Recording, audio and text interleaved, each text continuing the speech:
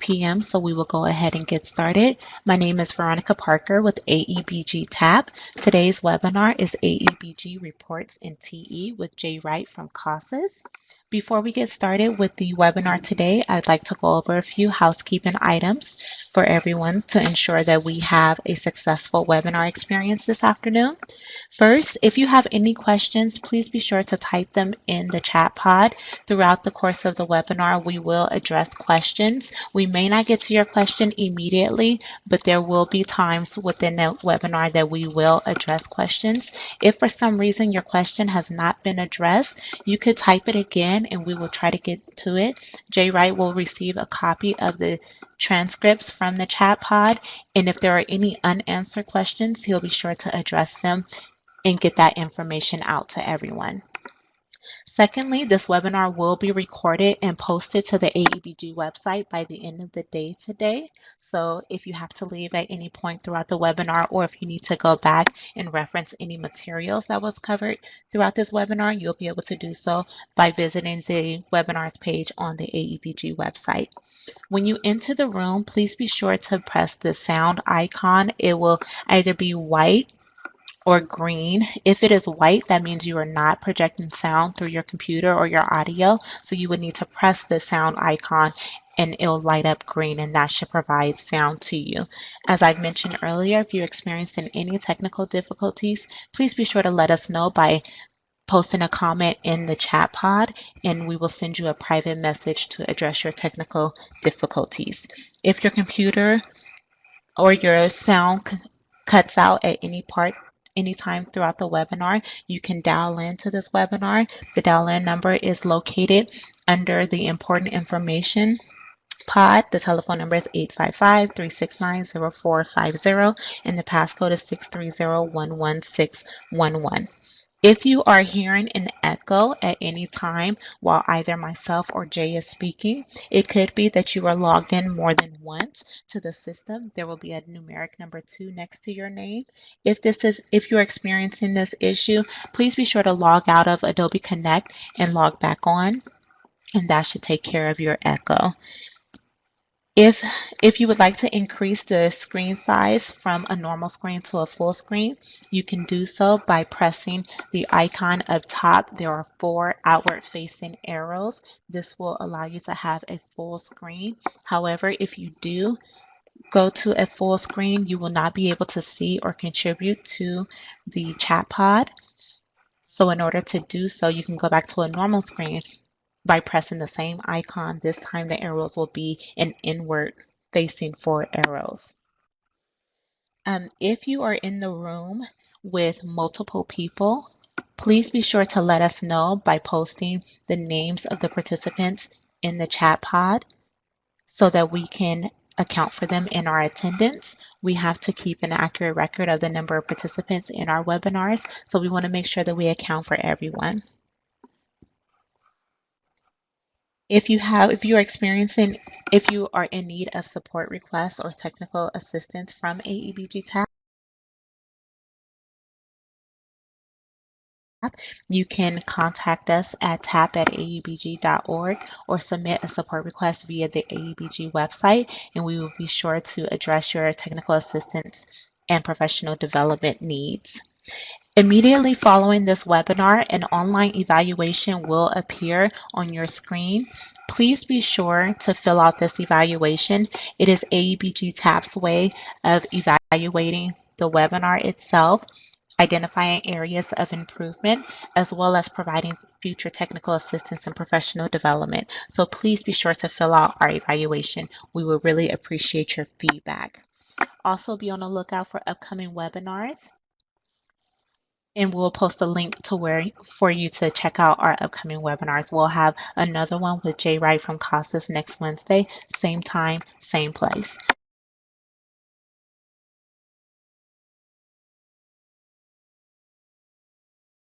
All right, thank you, Veronica. My name's Jay Wright from CASAS, as she said. I didn't see the whole list, but scrolling up and down, it definitely looks like I've seen the majority of you out and about doing trainings. So like Veronica said, today we're focusing on the reports that are in TE We've spent quite a bit of time in training referring to these. A lot of the times when we've had the discussion, we've kept it pretty brief, though, because we've been talking a lot about how there are some updates we really wanted to make to these reports. We did most of these updates in a TE update we released a couple weeks ago. There's another update that we're hoping to get out by Friday. Maybe it'll be next week with a few more updates to these reports. So we've gotten now to where we've got the upgrades going, so it's a good time to start talking about them. So we're going to talk about the reports today. As an aside, next Wednesday we'll be covering similar topics, but we'll be getting out of the reports themselves and kind of doubling back more to defining outcomes.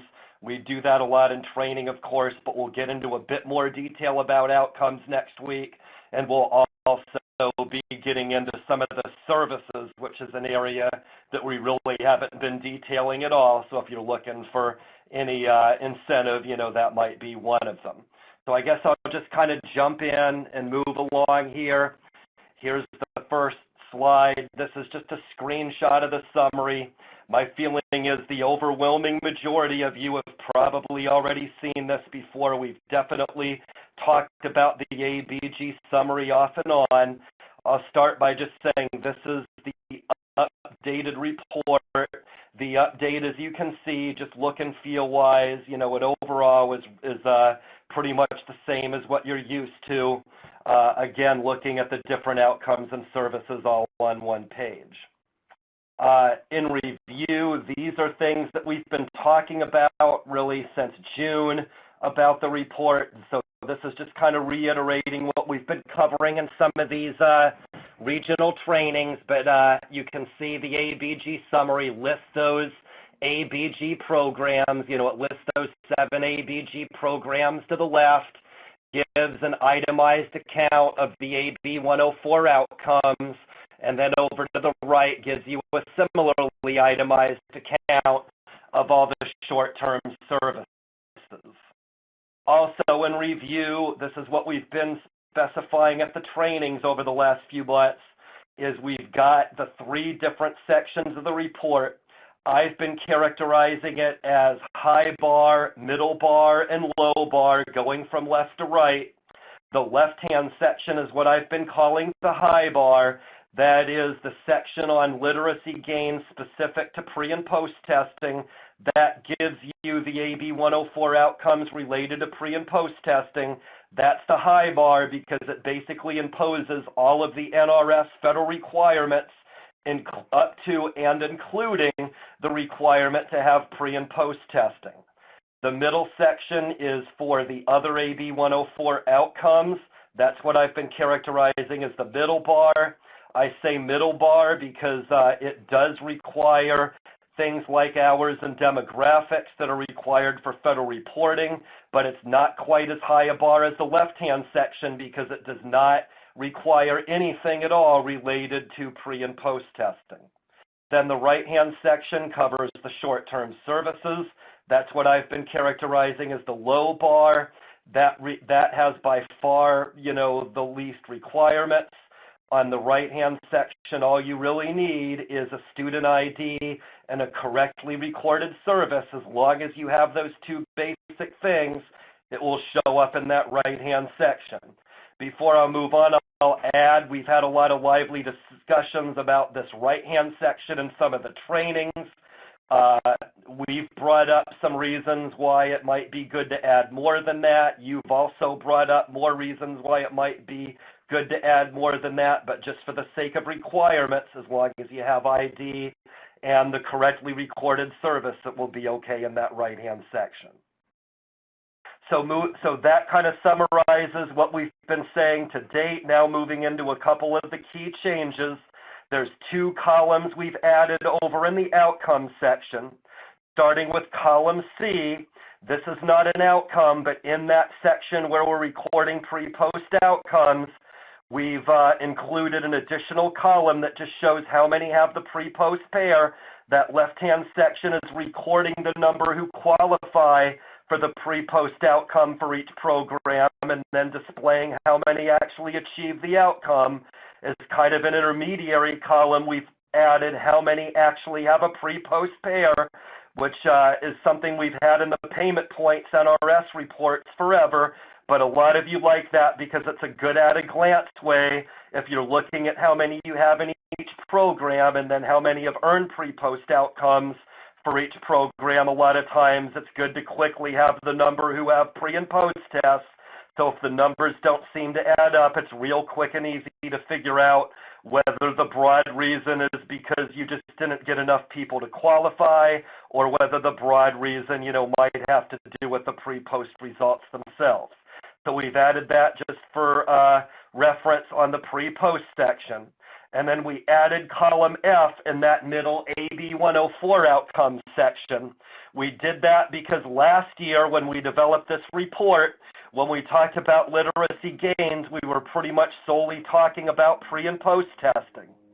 Now this year we've obviously added a lot more outcomes for AEBG reporting, so now literacy gains includes count them, 5 different outcomes. So the difference really has to do with the test. So we've now separated literacy gains, where the specific literacy gains outcome related to pre and post testing, obviously in that left-hand side. The other AEBG literacy gains, like occupational skills gain, workforce prep milestone, and so on, those obviously don't require pre and post tests, so we move them over to the middle section. So again, literacy gains is reported in 2 different areas of the report. Okay, another thing we added another column over here in the services section. This requires a little bit more explanation. The new column is column M, that we're calling enrollees with any services received.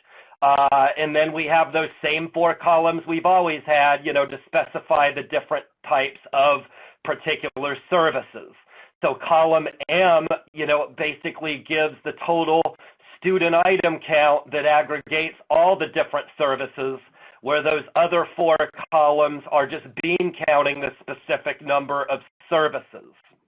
If you look at the example, we put that in there because the way we look at this in column M is different than the way we look at this with the other columns. Column M is counting the number of students, whereas the other 4 columns are counting the number of services. So a temptation, obviously, is to look at those 4 right-hand columns and add them up and expect those 4 columns to exactly equal column M. I'll just point out that most of the time that math will never add up, and that's because of the example you can see. So the example is we have a student who receives short-term services in both transportation and child care. As an aside, both of those are examples of supportive services. So in that example, column M is going to count that, or column M is going to count that, actually this is the old PowerPoint. Column M is going to count this once because that's the number of students who achieve that service, whereas column M is going to count that twice because it's 2 separate services. So sorry, I've updated my PowerPoint. Hopefully you listen to me rather than reading it from the slide. We'll update it before we post it here. But here on slide 6, again, just to be clear, column N would count it once.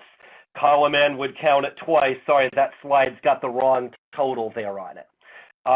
So I'll pause just because the slide is wrong. I've updated it here on mine here. But column M, again, once, because we're talking about 1 student receiving the services.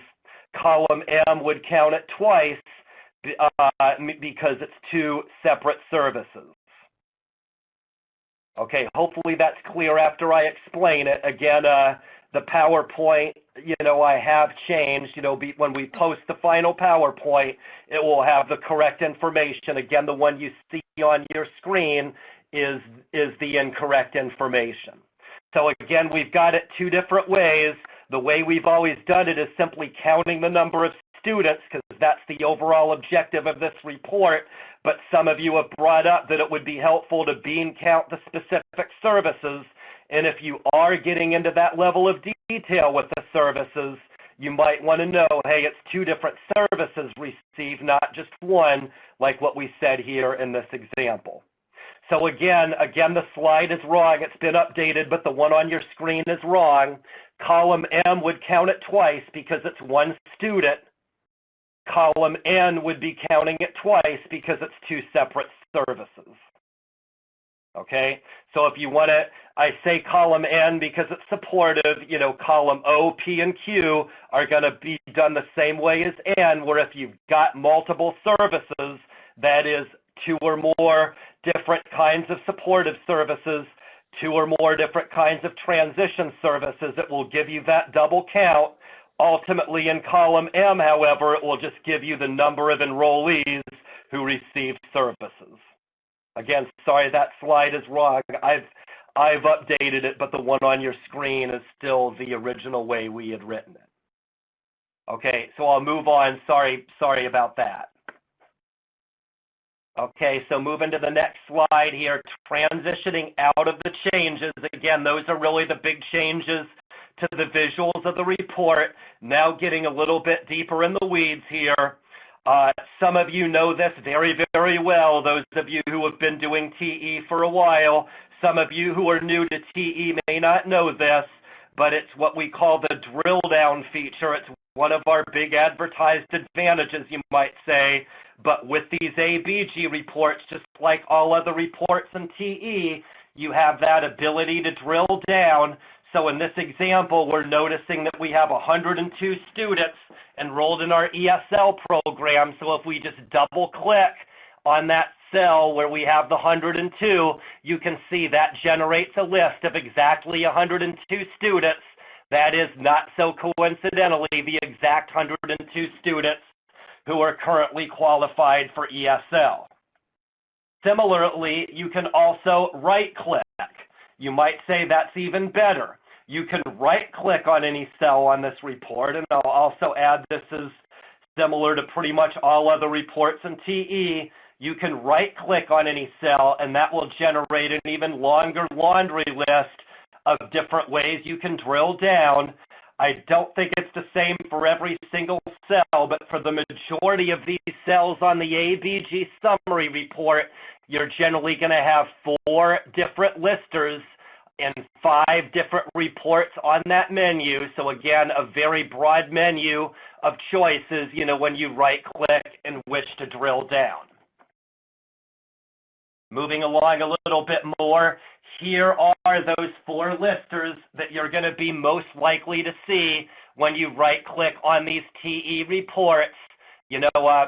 Student program year, I won't read them all off, but you've got those 4 different listers.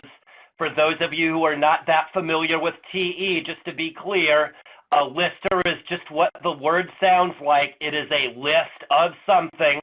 In TE broadly, we have lots and lots and lots of different listers.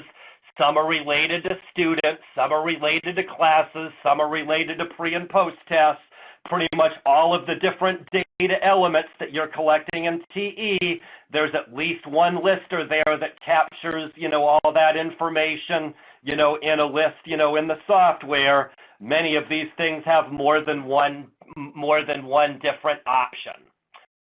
Looking at these a little bit more, if you look at student program year, that drills down to the in-program years lister. For some of you, that will make a lot of sense.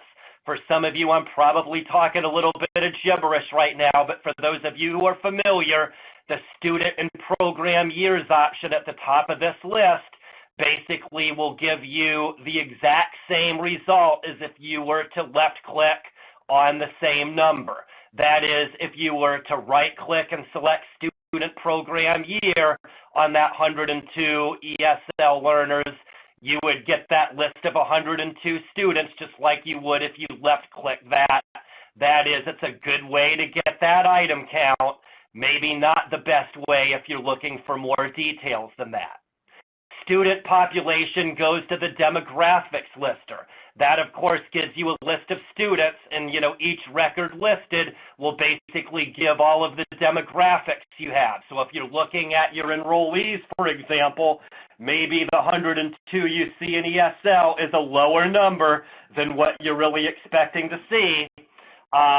Maybe it could be that you just didn't have all the demographics. So a way to check that would be to right-click, select student population, and then you can double-check all the demographics for all the students. As much double, triple checking as your heart's content, then that student population would be a good choice for that. Similarly, if you feel like the problem might be with program enrollment, you might select student program population. That gets down to program enrollment info, and then student record population.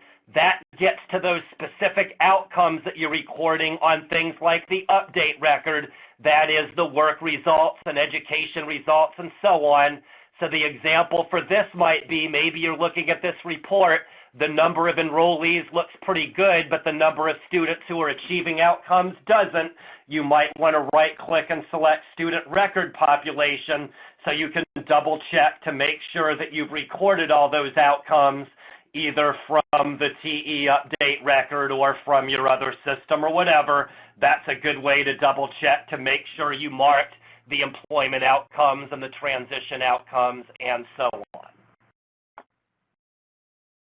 Okay, so moving on, those are the 4 listers that you have in most of these options. Here are the 5 different reports.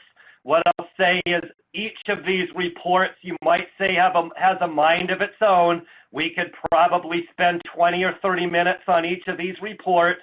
Obviously, that's 20 or 30 minutes we don't have. We might, look at, in person and future webinars to kind of dig into these. Hard to say whether it's a good use of everybody's time or not. As an aside, I'll just say if you have any feedback on this, it would be appreciated. Right now, I'm not going to get into it, but it would be kind of good to know how much detail is too much detail, you might say, about these reports. For now, it'll just be basic information, starting with that NRS monitor. The NRS monitor is kind of the everything but the kitchen sink report. You might say that gives you everything you ever wanted to know about each individual student and more. That basically gives you the report of all the students. You're right-clicking and selecting with all of the AEBG-related details. So sticking with the same example, we right-click on that 102 ESL students. We select NRS Monitor. That will display that NRS Monitor for those 102 specific students, that we have indicated in the cell of the report. What I'll add to this is, this really is a great choice for the right-click.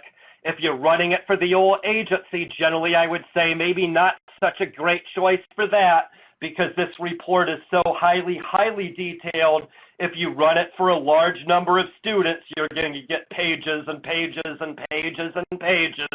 125% likely you're going to get way more detail than you bargained for. But if you're just looking at, say, those 11 learners in ABE that you know currently have a pre-post pair, then the NRS Monitor is a great selection because if you've already pinpointed that, chances are you're really interested in details, so you can right-click, select NRS Monitor, and really get deep in the weeds for just those 11 students that you're investigating at that moment. Moving on, Outcomes Monitor. So what I want to do is I'm going to back up a couple slides here just to show that report again. So again, with these outcomes, just to reiterate, when we give these item counts, we're not getting in to every single detailed AB 104 outcome. In these columns, we're basically looking at those 6 areas of AB 104. So for example, we've got a column for those employment outcomes. In that category of employment, though, we actually have 3 specific outcomes that might qualify for that. One is get a job, one is get a better job, one is retain a job, and the other is enter military. So if your concern is not just employment overall, but you really want to get deeper in the weeds and find out which specific outcomes each student earned, you could right-click and drill down to the Outcomes Monitor.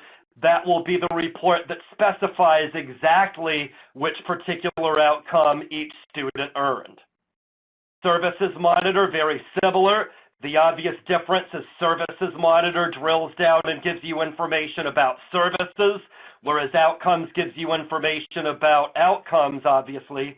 So right-clicking the Services Monitor, again, it gives you more detail than just supportive training or transition.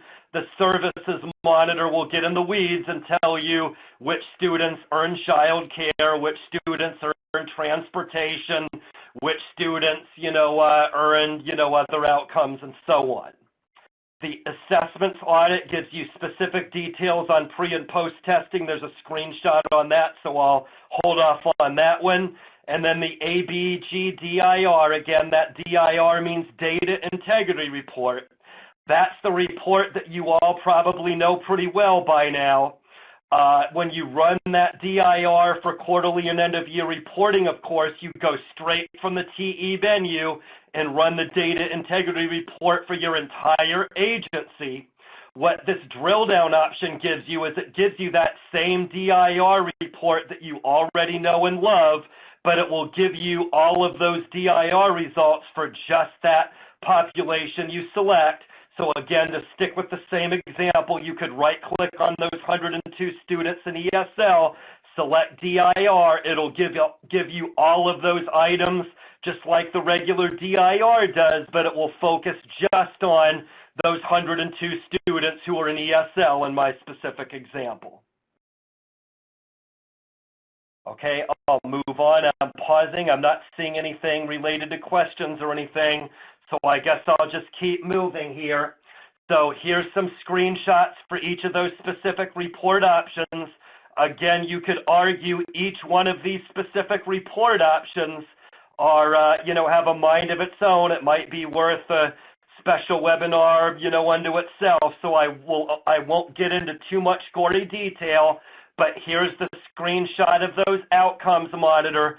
Again, it's simply giving you information for those 6 different areas of AB 104. You can see those areas listed on the slide, and then it will give you those specific outcomes related to each one of those AB 104 areas. So again, it's not just showing you how many students achieve those general employment outcomes, but it will be the report that gets in the weeds and specifies how many got a job versus how many retained a job versus how many entered the military if you want that greater level of detail.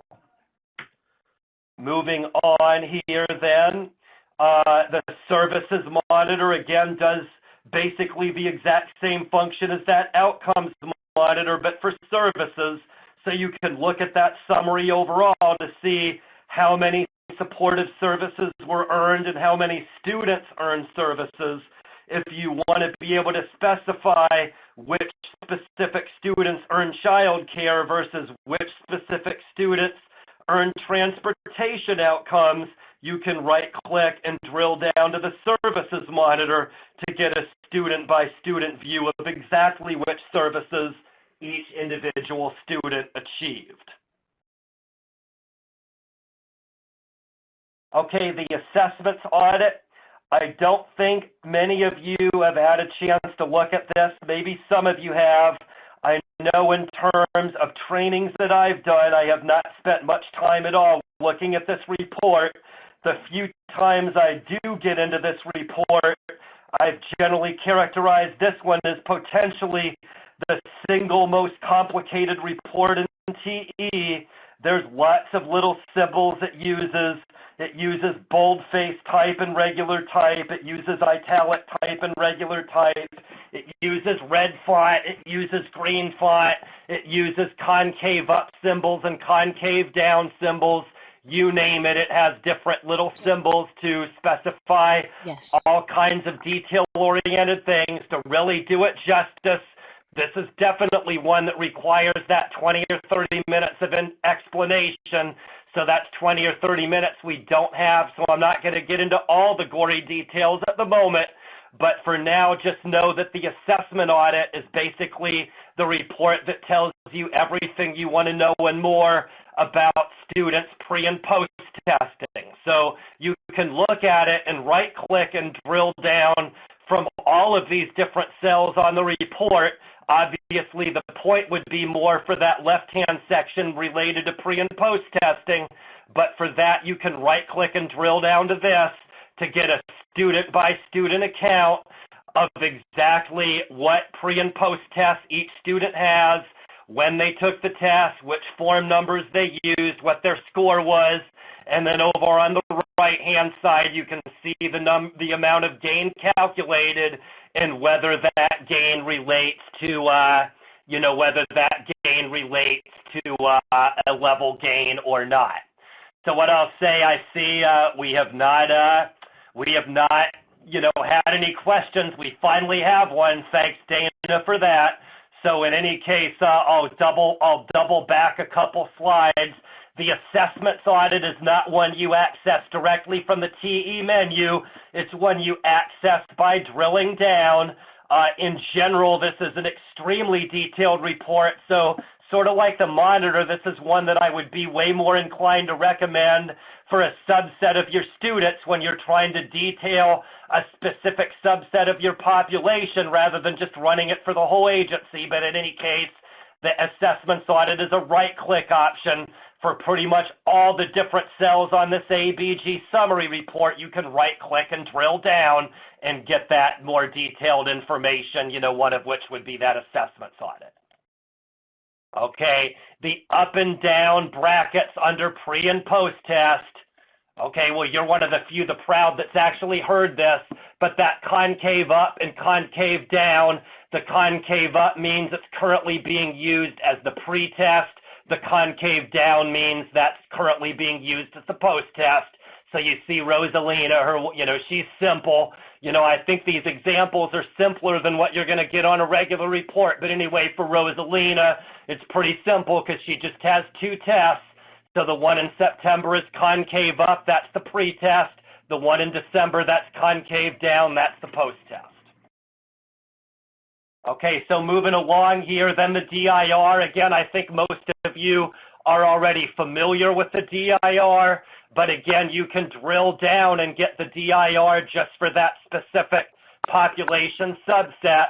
I'll just reiterate, if you're running the DIR for quarterly and end-of-year reporting, obviously you don't want to drill down from the summary. You just want to go to that TE main menu and run the DIR directly from the TE main menu. But for troubleshooting purposes, it can frequently be helpful to right-click and drill down to the DIR, and you can get all of that detailed information that I'm sure all of you already know and love related to the DIR, and you can get it focused just on the specific numbers that you're reading on the AEBG summary. Okay, with that, I'm going to segue here. That pretty much summarizes what I wanted to bring up related to the AEBG summary for now. So I'm going to transition out of the summary and into the AEBG data integrity report. So again, it has the 27 different data elements related to our AEBG instructional programs and outcomes. I think overall, in terms of the basics, most of you have gotten the hang of this pretty easily. People understand the items mostly. I mean, some are obviously more straightforward than others, but I think most of you understand most of the items on the report. Similarly, I think most of you have gotten the hang of this item count and percentage concept pretty well as well. I'd say the two different hang-ups most commonly with this, though, have been two things. One relates to that summary information at the top, which I admit can be very, very confusing. The other isn't really quote-unquote confusion factor, but just wanting a little bit more information related to these items. Which items do you really want to focus on? Which ones might be more important than others? Maybe some details on the items. What we've said in some situations is we do have lots of information on the DIR for WIOA 2 and NRS reporting, but we really don't have much information at all as it relates to AEBG. So a few years ago, we did do a lot of work on the DIR. We came up with statewide item counts and statewide percentages that we presented to the field overall to give you kind of an idea of the quote-unquote average, because everybody, of course, wants to know what areas are you above average, what areas are you below average, and so on. So you have a nifty, handy-dandy average to compare yourself to. I'll just reiterate, for NRS, we've got lots of data related to that. For AEBG, we really don't have any at all. What I'd say, if you don't mind the apples to oranges comparisons, we can probably give you some information that we've tabulated for NRS. For AEBG, we probably won't really have this until we do the end of the year. You know, most of the data we got there in 16-17, very, very sketchy at best.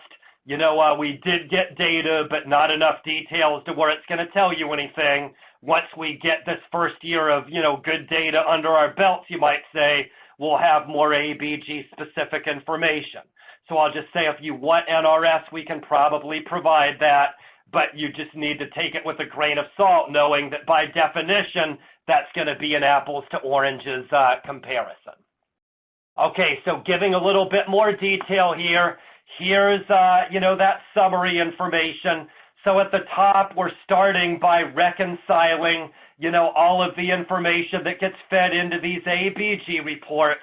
And then we've got a very detailed, and again, this is where a lot of the confusion kicks in. You might say there's a lot of steps out of hand that TE needs to take before it really gives you the students that we're really focusing on when we're digging deep and providing those item counts and percentages for each individual item. This may be more harmful than helpful. I'm not sure which one it's going to be, but I'll take a stab at explaining broadly why we go through all these confusing, cumbersome steps before we give you the information, and it relates to the big difference between what's required for outcomes and enrollment versus what is required for those short-term services. Is, again, the bar for services much, much, much, much lower than the bar for enrollment in the 7 AEBG programs and the bar for those AB 104 outcomes. So when we're looking at everybody who relates to AEBG, what we're starting with is that very, very wide net that includes students that might be, you know, included in services. So you can see we've, you know, in this case, not really much of a difference, but we'll give you overall the number we're looking at related to services for start, and then we're kind of working backwards.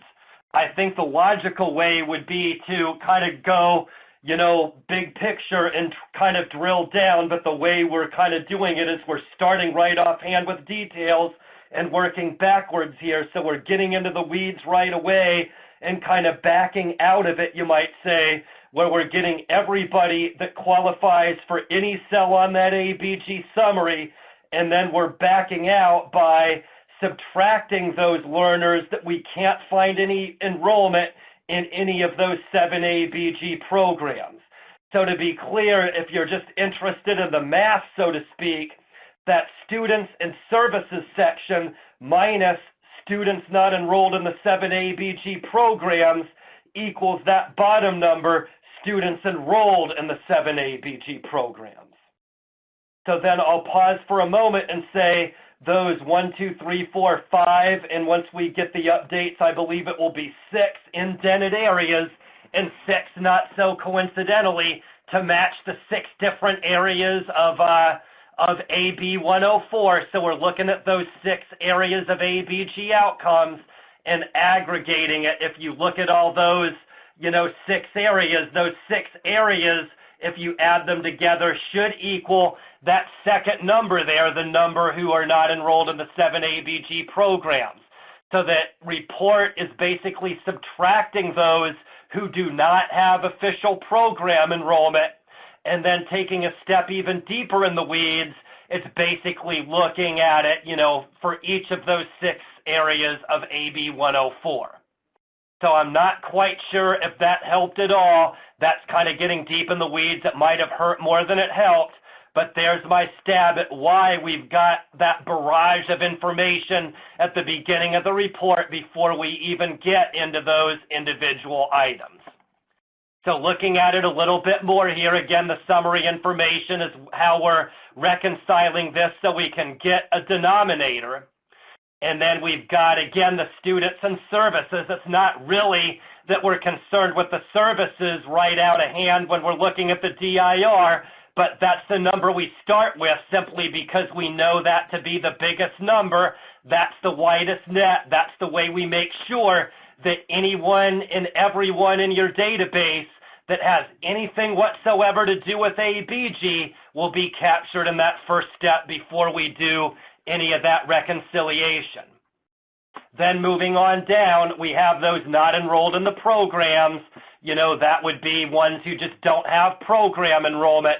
So we're going to subtract those. A little bit related to what I just said, but getting into one specific issue I didn't get at with that is we're subtracting all this also because we're computing item count and in particular percentage.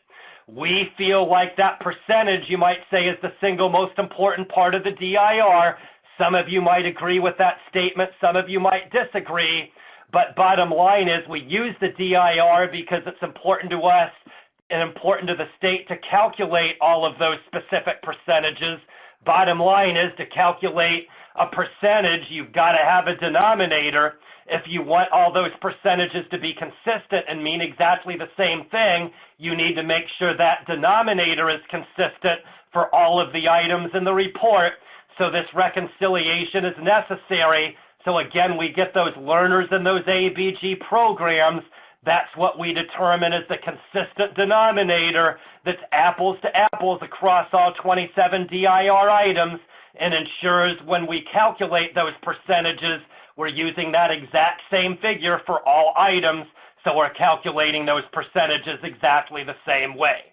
So we're subtracting those who don't have program enrollment here in that next step, and then we're looking at these 5, soon to be 6 rows related to those areas of AB 104, and then adding that again to subtract those that don't have enrollment. And again, I'll say for the 6th, 7th time here, that's because it's very important for the report to have a consistent denominator for every single item. We've got to do this reconciliation so we calculate all 27 percentages the exact same way.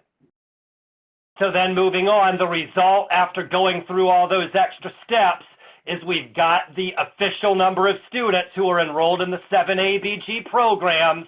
Again, that gives us the official enrollment count for each individual agency, and as I said, serves as that consistent denominator for all 27 items on the DIR. So moving along here, that's the summary information. I know, kind of a long-winded explanation of just the summary information. Now moving on to the specific items. So what I'd say here is there is some command decision-making here where we've come up with 27 data elements that may prevent certain positive outcomes from happening.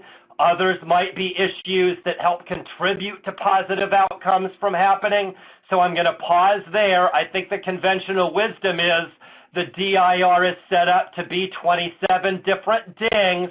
I'll admit some of the items definitely do serve as what you might call dings.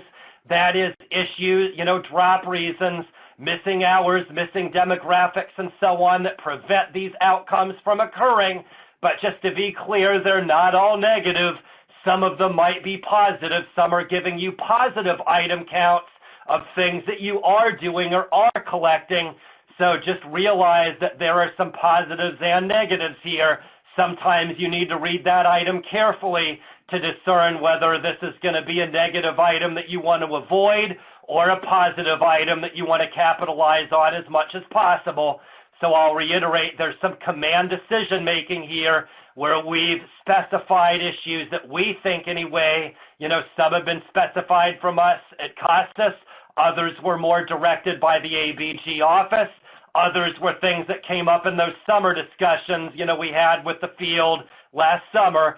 But needless to say, they're all items that we think in some way, shape, or form contribute to positive data collection for AEBG reporting. I'll just say, if you've got items that you think are missing, I kind of think if you've got one that you think is dumb, the most likely answer is, well, it may be dumb to you, but not everybody. So 99% chance we're going to keep it in the report anyway. But if there's something missing from the report that you think would be very, very helpful that we're not tracking, that would be, I'd say, the more constructive piece of feedback you could feed us, that we certainly could at least consider additional items if you think there's very important bits that we're not collecting presently. But anyway, for now, it's got 27 items. I think most of you would say for now anyway, that's way more than enough. But anyway, 27 different items that contribute in some way to AEBG reporting. So moving along here, here's the information you're looking for. What I would say is you really have to take this with a gigantic grain of salt. These are very sweeping statements I'm making for general information. With all of these general statements I'm making, you could come up with 2 or 3 or 10 or 20 or 50 to 100 reasons why this broad overgeneralized statement is wrong, but a lot of you are looking for this kind of general information, so here goes. The first section of the report I'm going to call DIR items 1 through 10. If you're a WIOA 2 reporting agency, this should sound familiar. Items 1 through 10 on the AEBG DIR are not exactly the same, but they're, I'd say, 90-95% the same as items 1 through 10 on the NRS DIR. These are what I'll call the usual suspects, mostly the same things that WIOA 2 agencies have been looking at for years. So we've said this about the NRS DIR for several years now. Those first 10 items are what we call the showstoppers. If you've got issues with the first 10 items, I'll add, some are more important than others within those 10, but by and large, if you've got issues with items 1 through 10, that's something that you really want to consider addressing right away. The next section, we're looking at items 11 through 22. You might put a gigantic asterisk next to this section because item 1 through 10, for example, a little bit generalized, but overall, what I just said about those items, I think you can hang your hat on it for the most part. Items 11 through 22, I'm kind of accounting for a lot of different items here, a lot of different items here that are really wide-ranging in scope and wide-ranging in purpose. But for the sake of argument, we'll say item 11 through item 22, where you can say I used the word miscellaneous, so that's a real good sign that it's a little broad-based, but it's related to WIOA reporting and pre- and post-testing. You might say they're not specifically for AEBG outcomes, but they're all things that relate to WIOA reporting, so in some cases directly, in some cases indirectly, they pertain to important data outcomes. So I see a question here. There haven't been many, so it's been a lot easier than I expected to track questions. I thought that would be a nightmare today, but it's been rather easy. So anyway, goals are still there. You might say the goals are not required for AEBG. As you know, they're not required for state or federal NRS reporting either. But you might say some agencies are very, very concerned with goals. You might say for every question I get wondering why we bother putting it on there for the first place, there's an equal number of questions that are from the angle of, annoyance that we don't see goals as being very, very, very important. So you might say there's lots of people in the field on both extremes of that argument. So if you're on the extreme where you don't really see it as important, you could probably safely ignore it. But there is a roughly equal number that are on the other extreme that see goals as very important and quite frankly quibble with us quite a bit as to why the state and why the feds aren't considering goals as being required and so on. So we're not requiring goals at all, but we are at least including it on the DIR, so those who do see it as important have at least some way of tracking that as opposed to none at all. Okay, so moving along, okay, 22B, okay, but more than 40 hours. So that one I believe is on the NRS and the AEBG DIR. So again, the one that you're familiar with is probably what you see as 22A, that is the ones with less than 40 hours of instruction. So you could say it might be helpful to POPs, but that's not really the reason why. It's really just more, it was a suggestion by people in the field saying, well, hey, we know that you want to kind of, hold everybody's feet to the fire to look at that less than 40. So, but hey, it would just help us for informational purposes only to also know how many have it with more than 40 so we can kind of check people off the list. So that's another one where if you don't really find it useful, it's probably one you don't need to focus on a lot. But some people requested it for obvious reasons. It was very, very easy to program, so it was one of those that was easy to accommodate, so we did. Okay, that have earned an outcome but do not have 12 or more hours. So what I would say, Monica, that yeah, that's something you could get in these reports in many, many different ways. I'm going to have to toggle here a little bit, so sorry for the skipping here. But what I would do then is I would basically well, actually, let me go back. Actually, why don't we hold off? I went the wrong direction. I probably should have moved forward here. Maybe what I'll do is I'll skip and then double back. Sorry, I'm playing with these slides too much here. But let's see here. I guess I did the drill down on the summary, but not on the DIR. So we'll get more into this when we dig down into these individual reports. But I guess the answer here is the drill down I showed you for the AEBG summary. I did at least note that that drill down is true for the AEBG summary as well as pretty much every single report you're using in TE. The DIR is obviously no suggestion, so I'll just say just like you can drill down and you can also right-click and drill down for even more detail on the AEBG summary, you have the same ability on the data integrity report. The specific laundry list of items on the DIR is a little bit different than the laundry list you have available on the AEBG summary, but the short answer, sorry, I already made it very long, but the long story short is you would use item 2 on the DIR, which is less than 12 hours of instruction. You could drill down or right-click and drill down and get that very specific list of learners who have less than 12 hours of instruction. So moving on, Joan, CTE is an AEBG. If you were talking NRS, you'd be correct. CTE is not part of NRS, but it is part of AEBG. So you might say that's one of the subtle differences between the NRS DIR and the AEBG DIR is the NRS DIR excludes CTE and other programs, whereas the AEBG DIR, does it the other way. Okay, so focus more on 1 through 11 for those of you who are new. So backtracking, so you're looking at item by item here. Again, I'm not going to get into too much detail because I still have more to go here. Again, this is kind of like why I glossed over the assessments audit and the services monitor and so on is, again, this is a whole hour workshop that we don't have, so just know that this needs to be a future workshop to really do it justice.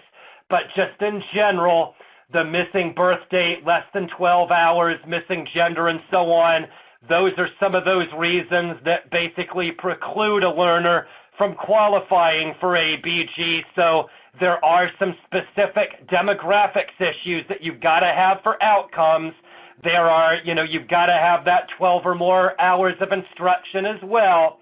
What I just say is these issues are required for outcomes, but they are not required for services.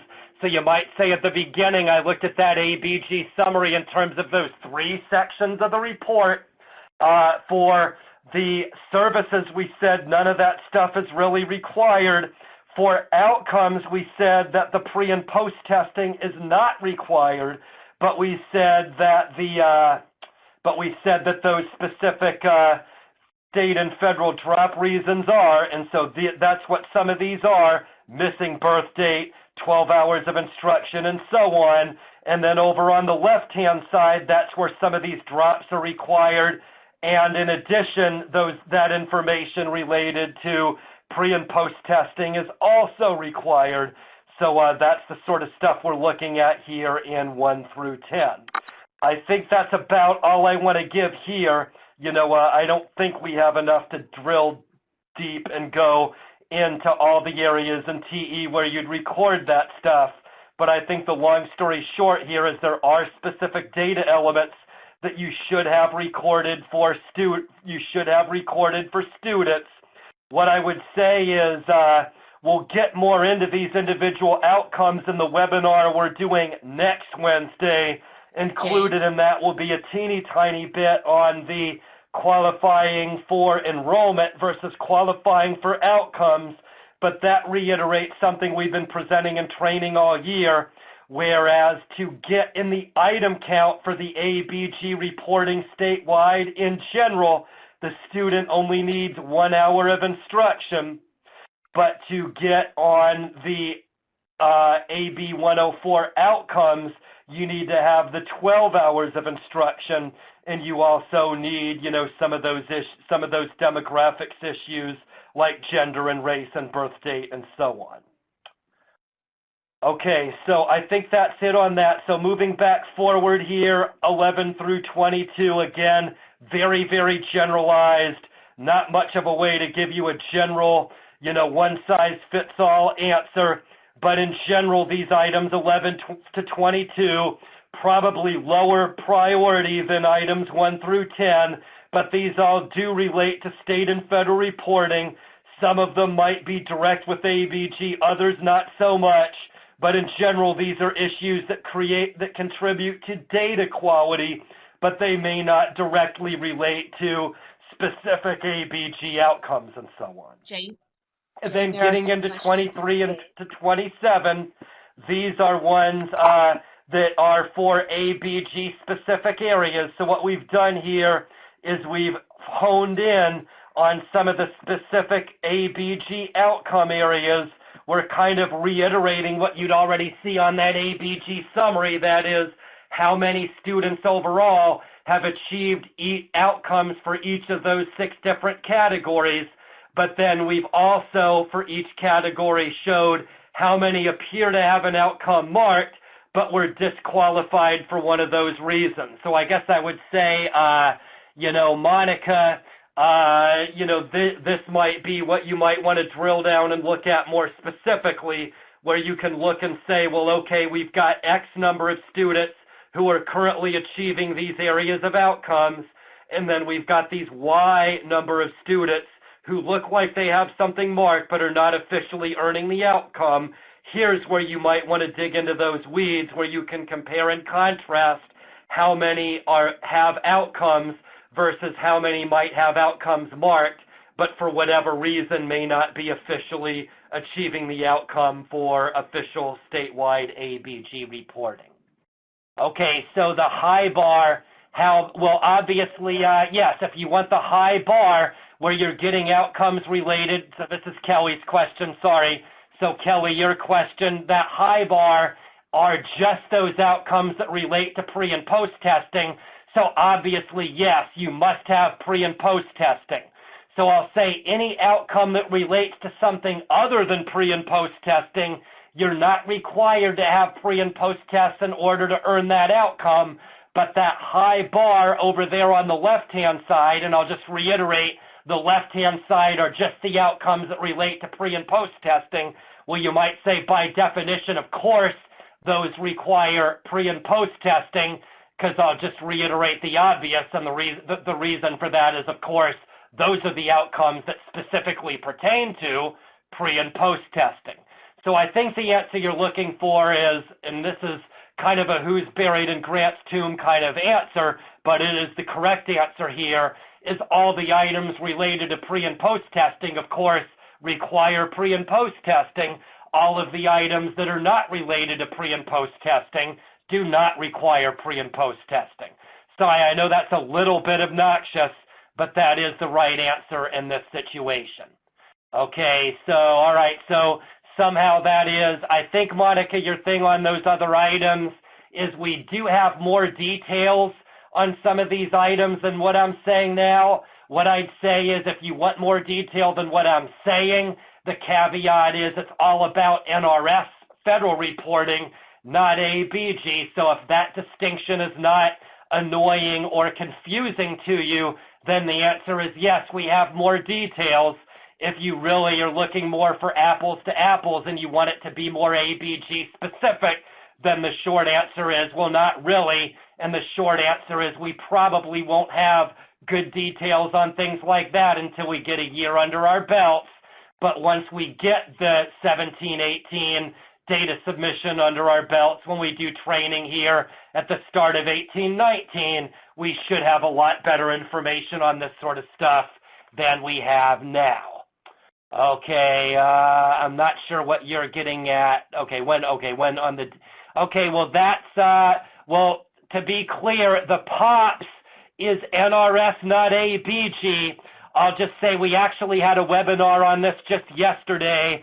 I think March 19th is the other date we have that, but I'll add that's not something we're doing through AEBG TAP, because POPS is an issue that pertains to NRS reporting, but at least for now, POPS does not apply to AEBG. Moving back a slide, we do have some information about POPS on the DIR, but like I said, that's kind of in this middle section. POPS information is not required for AEBG reporting in any way, shape, or form. We do have a couple items because it is, of course, something that's required by the feds, so we do have a couple items here that speaks to that, but again, it's not required for AEBG, so that's highly unlikely to be something we focus on these AEBG webinars. But I'll just say separately, you can register on the CASAS website rather than the TAP website and do some WIOA-related activities if you're interested in POPS. Okay, CTE are not required for pre and post, but again, we're looking at everybody who does pre and post. Some agencies do pre and post CTE, so again, they will be included in the item count. So if you're not testing CTE, then that shouldn't, I see that a few different places, so it shouldn't be a big problem, but some agencies are testing their CTE, so if you do happen to have pre and post tests on those students, yes, they will appear on the DIR, and yes, they will be something you can drill down and monitor if you wish to do so. Okay, so back here, I've been going back and forth. Sorry about that. Okay, Diana's interjecting more webinars. Before I move on to the next section, I'll just say these two are kind of, teasers, or if you prefer, appetite wetters, or whatever goofy cliche you like. We'll probably be doing more webinars. Potentially, we might be doing more focused regional trainings as well. We haven't really made any decisions at all, but we've talked about the idea of maybe regional training that focuses more on these data issues. I'm not promising anything, but we have talked about doing that, whether it's face-to-face, whether it's webinar, or whether it's a little bit of both. We're definitely going to look at doing more detailed information about this. But for starters, we just released these reports in the last few weeks, so we're kind of doing that overview appetite wetter now. The one next Wednesday, again, another kind of appetite wetter focusing on outcomes.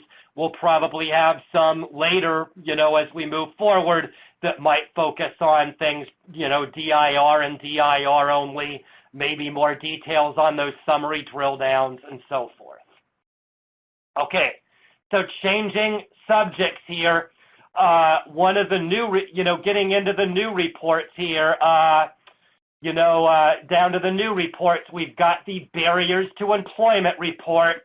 So we've talked a little bit about this. I'm not sure if we talked about it a lot, but it definitely is a state and a federal level priority.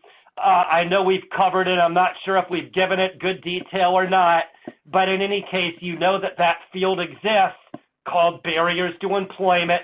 It's one of the fields that's new in the last couple years as we've made the transition out of WIA and into WIOA, but there are issues that students might have, that might prevent the student from getting jobs and other things. To be clear, it's not a direct tit for tat where you're using it as leverage for a student to get a job or not get a job.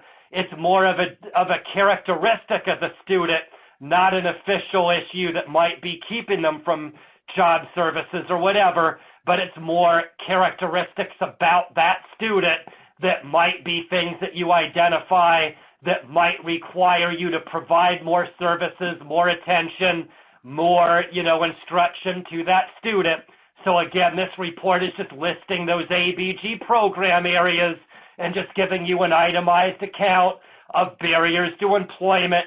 That's something that we haven't really covered that well in the summary or the DIR, so we created a special report so you can track that a little more thoroughly. We don't really have any NRS reports that do this justice either, so we added this here under AEBG reports. Moving along, another big new feature we have are these consortium manager reports. So this is one that has been generating quite a few questions here over the last few months. This is something we really enhanced a lot in these updates over the last couple weeks. So to be clear, we've had this consortium manager login profile available for almost a year now. So if you are the manager of the consortium, it is something that's been available for a while, but I'd say what we've had available historically is admittedly a fairly limited amount of information. We've tried to expand the amount of information that consortium manager profile has for now. I'm not saying it's perfect. I'm not saying that it's just the way we want it or it's exhausted everything, but it definitely gives a lot more now than it did before we made the updates. So I'm starting by showing the TE menu here, where if and only if you have that consortium manager login, you can go ahead and have this extra option on the TE menu that gives you some information at the AEBG consortium manager level to kind of compare and contrast. So again, if you're the manager of the overall consortium, we'll just say, for the sake of argument, your consortium has 1 college district and 4 school districts.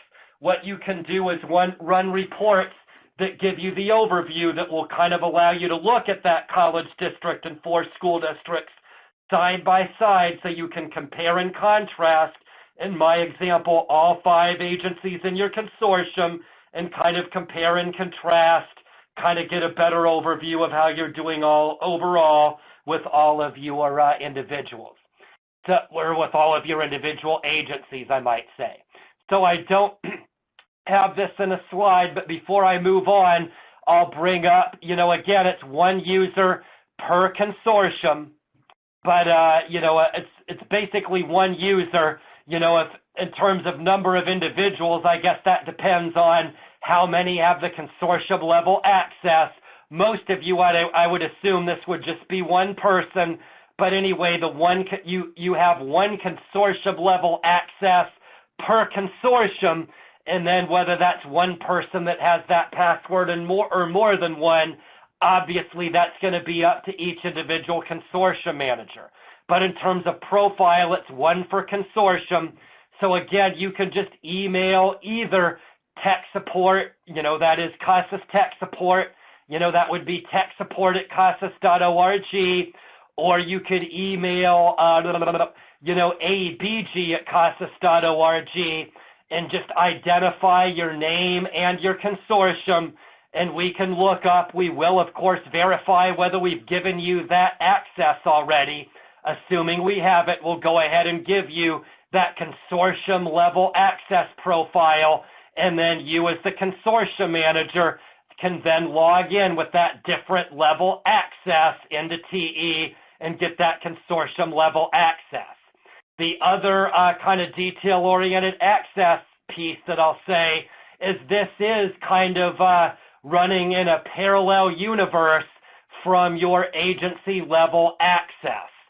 So if you're the consortium manager, I've got to say we kind of went quite a bit out of our way to make sure the consortium manager does not, I repeat, does not have the ability to be able to drill down to any agency level student information. That's given FERPA and all of those detailed requirements related to privacy and confidentiality. in our mind, it does us way, way, way more harm than good to allow that drill down. The only way you can drill down and get the student level information is to have an agency level login profile. Then and only then can you go ahead and get the drill down. So if you're the consortium manager and you, the consortium manager, and the agency level manager agree that you, the consortium manager, should be able to drill down, that's fine, but then that agency level manager needs to give you access at the agency level, and that would be a different profile to log in at each individual agency than it would be as the consortium manager. And I'll just reiterate again, that's because of all those issues related to FERPA and so on. Okay, so that's the menu, and that kind of gives you overall what sort of profile is available. Now we'll go ahead and look at some of the details with that. So starting with the demographic summary, that's the one that's kind of been available all along, although I'll say in the previous iteration of this, I don't think we had this detail side-by-side view. It was just kind of giving you the demographic summary for each agency included in your consortium. So if you like having lots of information at your fingertips on one piece of paper, well, then I've got exceedingly wonderful news for you. This consortium level view for the demographic summary should be right up your alley. With the demographic summary, it's basically listing the consortia side, or the different agencies within the consortia side by side. Just in the interest of space, it's only giving the agency ID number. It's not displaying name, and that's a simple real estate issue. You can see in this example, we're including a consortium with 10 or maybe even a few more agencies overall in the consortium. If you're a consortium that has a large number of agencies, well, then by definition, you've got a real estate issue. There just isn't room for name. So simple real estate issues suggested that we needed to do agency ID only here. But you can look at the agency ID. If you look in that left-hand side, you can see that's basic, or you can see it's giving demographics issue by demographics issue. The view on the slide, I'm not sure if you've got a good view here or not, but anyway, I don't know if you can read it, but you can see it's giving you each individual demographics issue. So in this screen, it's giving you highest diploma, highest degree earned, and it's giving you highest degree earned, and it's giving you gender. So it's listing all of those detailed selections that appear in that particular demographics category, giving you an item count and a percentage for each individual agency. The bottom one is the same process, but it's giving you, in this case, the item count for gender.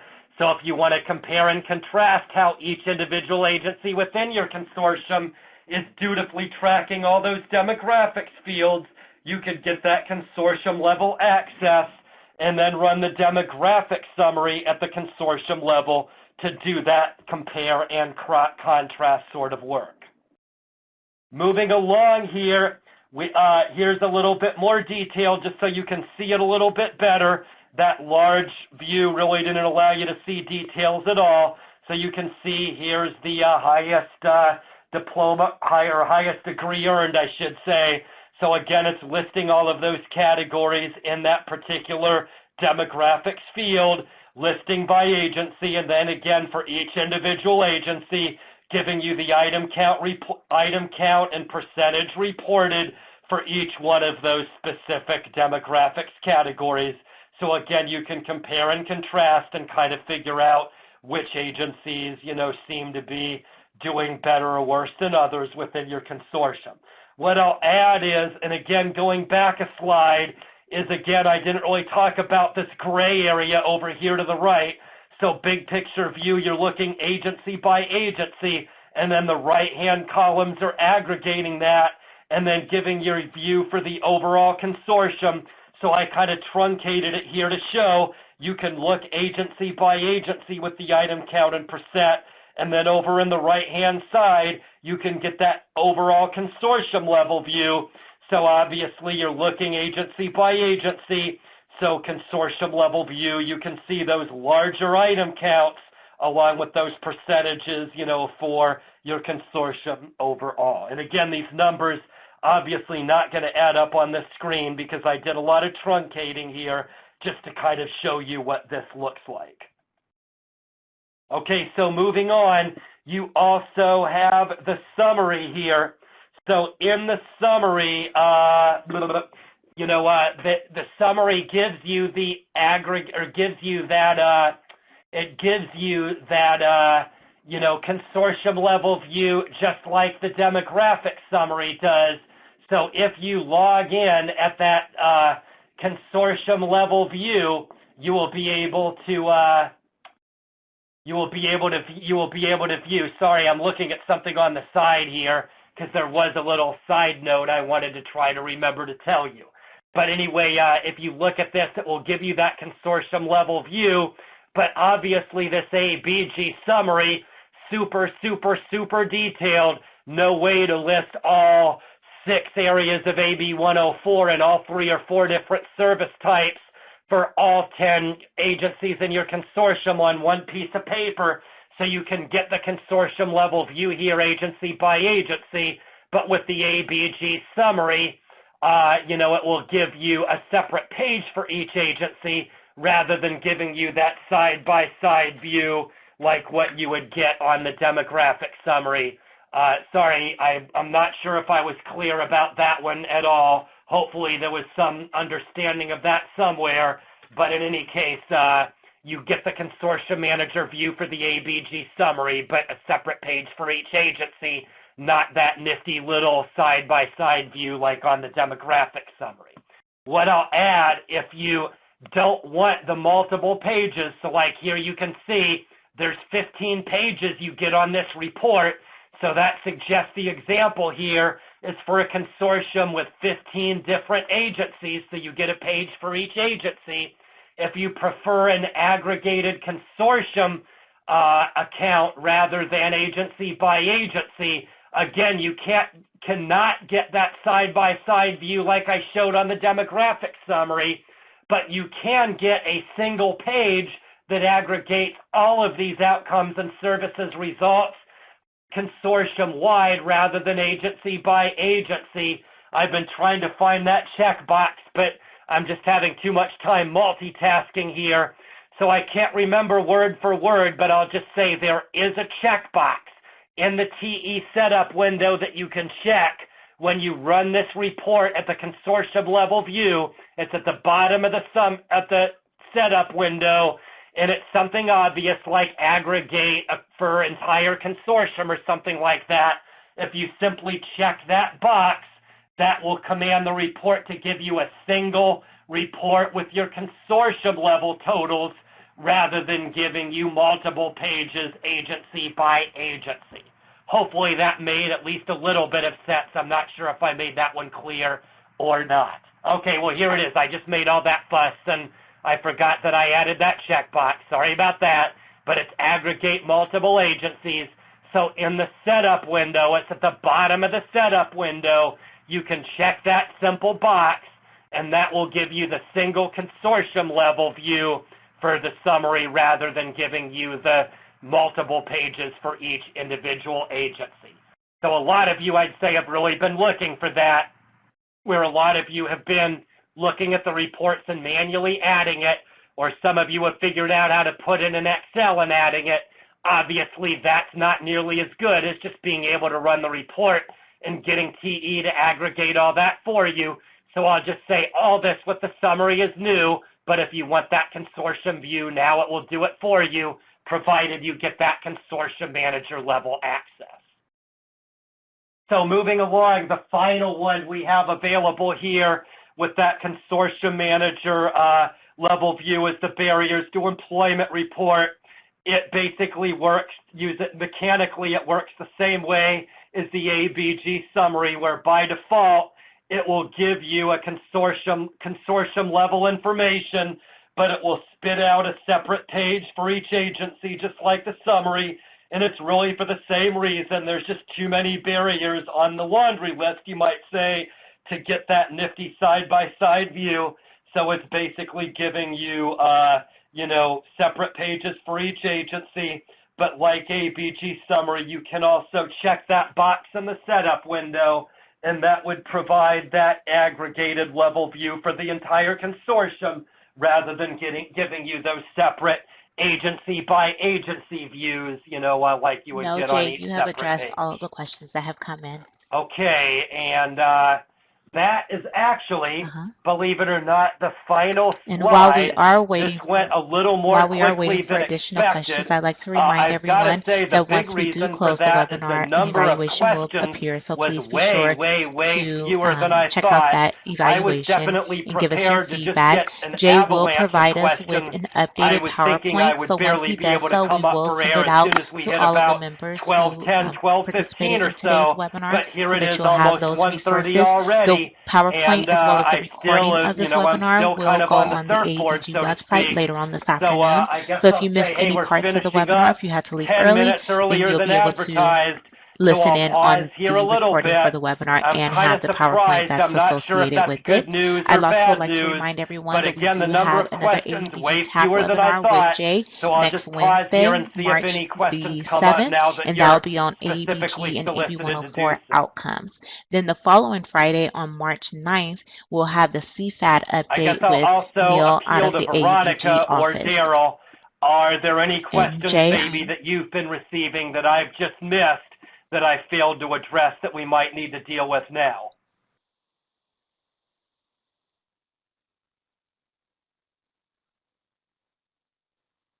Okay, thank you.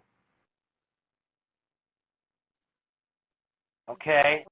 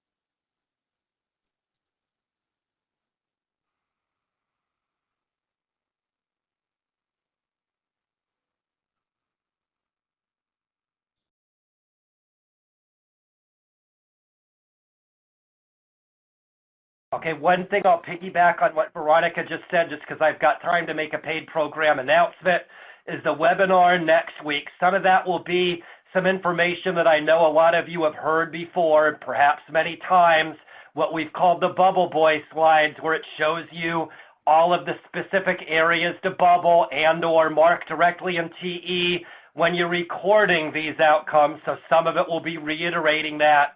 But the more you get out, the more you realize people haven't heard it, so to speak. But where it will be a good bit different is, number one, we'll try to connect the dots. In the regional trainings, we basically give definitions of the outcomes. Then in some of these more specific meetings, we look at what you need to mark for outcomes. So there will be some effort to try to connect those two concepts together. Some areas are very straightforward, but some areas maybe not so much. So we've tried to, you might say, connect the dots a little bit with, the outcomes and simply what you're mechanically marking when you're recording it. So that's one big new thing that we really haven't addressed much at all. The other one has to do with the services. That's an area that we've literally not touched with a 10-foot pole, other than told you, yeah, mark them as much as you can. But we've taken a stab at trying to define those services and get into a little bit more on how you might manage services as well. So if there's incentive on that. The demographic summary, again, this is where we're really hitting up the report. So I'd say that one is one that we will want to do, but that's kind of like what we said to the DIR and those drill down options and so on, that's kind of a whole separate one that we'll probably want to do later. I doubt we'll focus on demographics only, but I do see a future webinar being one that really just digs deep on the consortium manager drill down, and then another separate one that focuses just on the AEBG DIR, and then yet another separate one that probably focuses on those specific drill down options with the summary. So hopefully that answers it somehow. So yeah, the outcomes and services definitions, that one I'm going to maybe, with a few of you that are asking these questions, I know this is not necessarily true, but I'll nonetheless say, yes, the one next week will be everything you ever wanted to know and more about the details related to AEBG outcomes and the details related to AEBG services. Okay. So we're getting not too many questions, but lots of good feedback. So thank you for giving the good feedback. But yeah, what I'll say, Diana's working hard to kind of dig deep and get this information. Yeah, that's on March 7th, the one on outcomes and services.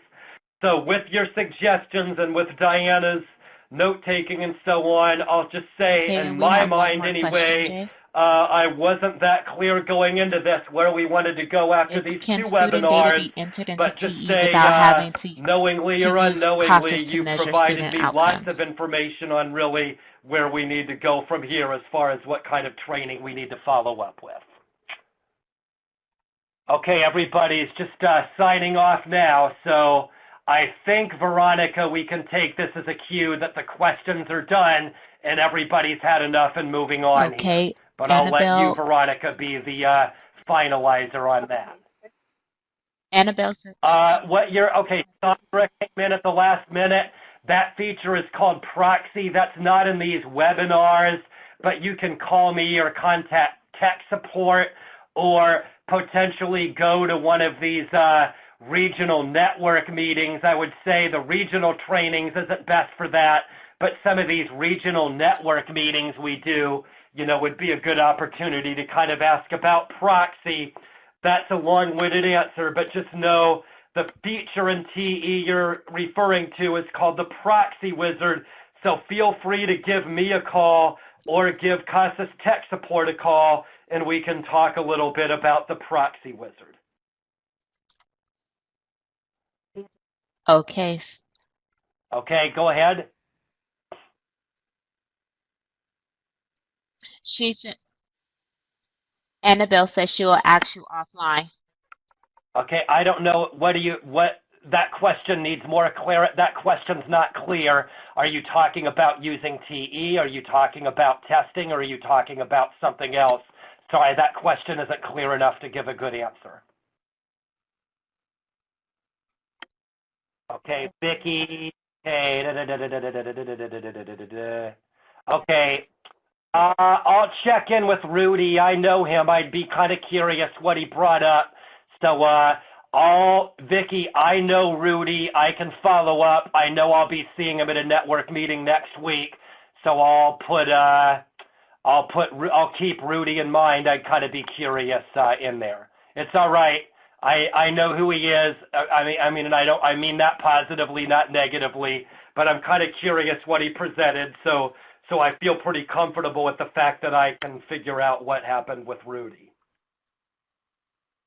Okay. All right. So now maybe we're really finishing along here.